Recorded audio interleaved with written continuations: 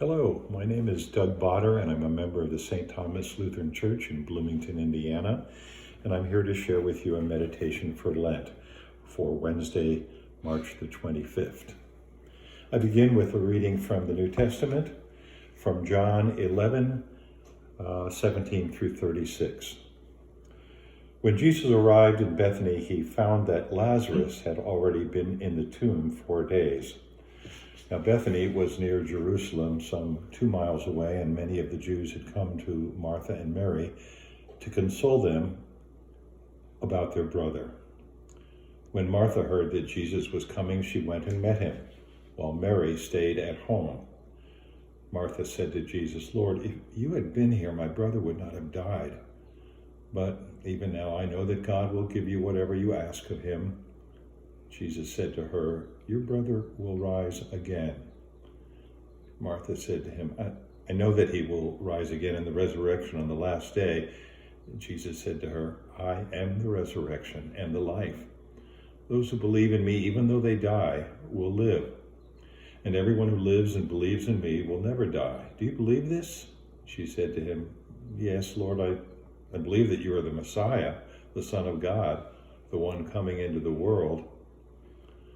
When she had said this, she went back and called her sister Mary and told her privately, "The teacher is here and is calling for you." And when she heard it, she got up quickly and went to him. Now Jesus was not yet at the village, but was still at the place where Martha had met him. The Jews who were with her in the house, consoling her, saw Mary get up quickly and go out. They followed her because they thought that she was going to the tomb to weep there. When Mary came where Jesus was and saw him, she knelt at his feet and said to him, "Lord, if you had been here, my brother would not have died." When Jesus saw her weeping, and the Jews who came with her also weeping, he was greatly disturbed in spirit and deeply moved. He said, "Where have you laid him?" They said to him, "Lord, come and see." Jesus began to weep. So the Jews said, "See how he loved him."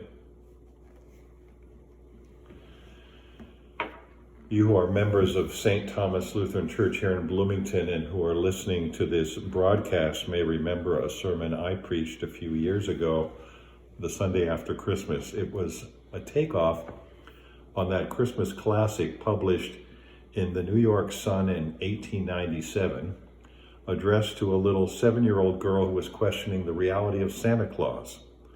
My sermon was in response to a conversation I had had with my 7-year-old grandson just before the holidays, and I entitled it, "Yes, Bailey, There is a Spirit of Christmas." A few years prior to that Christmas, my mother died just a few weeks after the holidays, and upon her death, my daughter was sharing the news with her children, including Bailey, who must have been 4 or 5 that year, and when Tiffany spoke about the universality of death, Bailey shouted out, unbelieving, "You mean we all die?"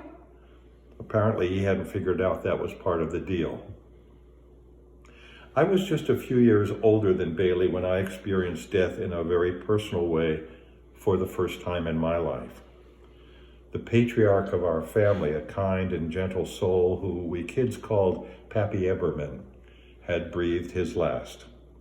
He was in his early 90s, as I recall, and in fragile health, but a few weeks before he passed, we as a family had visited with him, and I remember that it was during Holy Week, and we shared some time of devotion with him, singing a hymn or two and reading some scripture. He was dressed in his characteristic starch white shirt, jacket, and tie, with his bifocals sitting on the edge of his nose. He was smoking a pipe, which I'll always associate with him. And he had this wonderful smile on his face when our family entered his room. I loved Pappy as much as a little boy could love an old man, and I knew that Pappy loved me. I also knew that Pappy loved Jesus, and that Jesus loved Pappy, and that somehow made it easier for me to attend my very first funeral.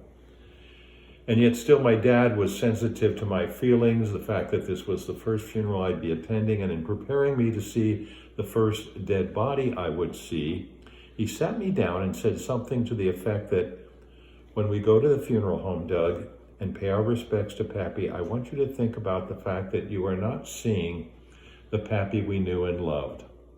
It will sort of be like looking at the shell of a peanut. The good part of Pappy, the peanut, has gone to be with God.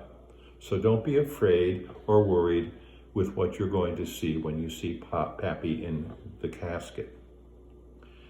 I didn't entirely comprehend what my father was saying, but it spoke to my grieving heart.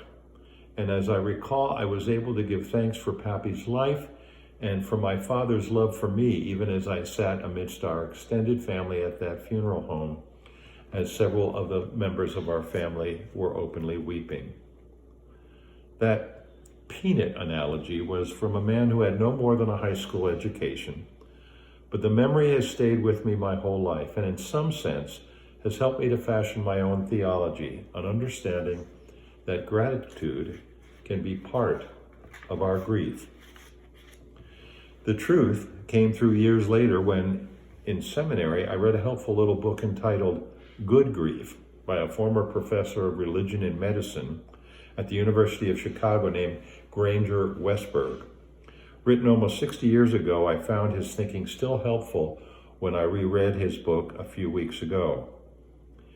He notes the various ways we all experience grief, the stages of grief, if you will, not necessarily in a linear fashion, but piecemeal over a period of time.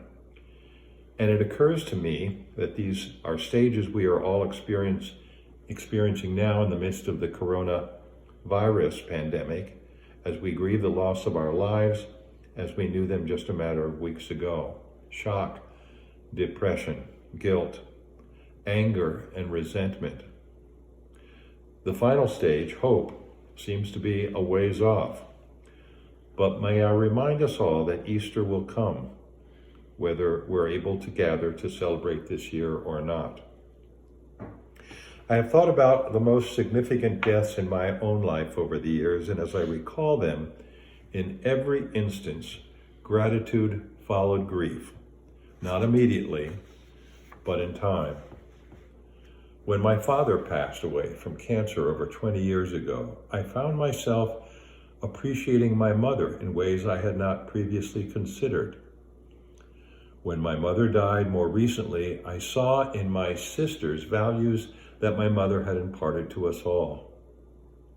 When my former wife died, I recognized anew the gift she had given me in the lives of our own two amazing children, and I pledged to be the best single dad I could be for them as the years unfolded, often taking cues from things I had learned from her. Prior to Joan's death, I had to deal with the death of our marriage and the guilt and shame and anger associated with that trauma. And then, as many of you know, coming out as a gay man later in life resulted in its own unique form of grief. How grateful I am that Joan and I were able to reestablish our genuine love for each other before she died. One of the most helpful resources I found that assisted me during those months of pain and sadness following my divorce came from a little book entitled How to Survive the Loss of a Love. I believe it's still being published. It was filled with daily wisdom from the pages of poetry and scripture, as well as tips from therapists about how to take care of yourself when your world seems to be falling apart. Simple tips like go out and treat yourself to your very favorite ice cream, or buy a plant so that you have something to nurture. Those kinds of wisdom filled the pages, and part of what was so helpful about those practical suggestions was that I was already doing some of them, and so my new reality was affirmed in important ways. It took time, but realizing that there were still things in life for which to be grateful helped immeasurably. In many ways, I know my life has been privileged. I've enjoyed a great deal of security most of my life. I've never experienced the death of a child, or have had to deal with a disease like Alzheimer's in the life of a loved one. And I have been able to sustain my faith through the blessings of various congregations over the years. favorite hymns, which are embedded in my heart, well-known scripture passages which I've heard over the years, come into my consciousness when I think there's nowhere to turn.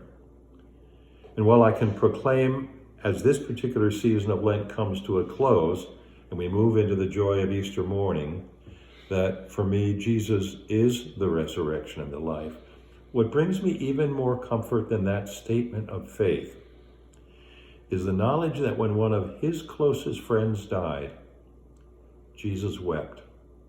John 11:35. To consider the fact that the God of all creation, in the person of an itinerant preacher, once shed tears because of his love for a friend, that and the image of a peanut has sustained me throughout my life. And now, at age 70, closer to my own death than I've ever been, as far as I know, I take a lesson from the wisdom of a fellow traveler whom you all know.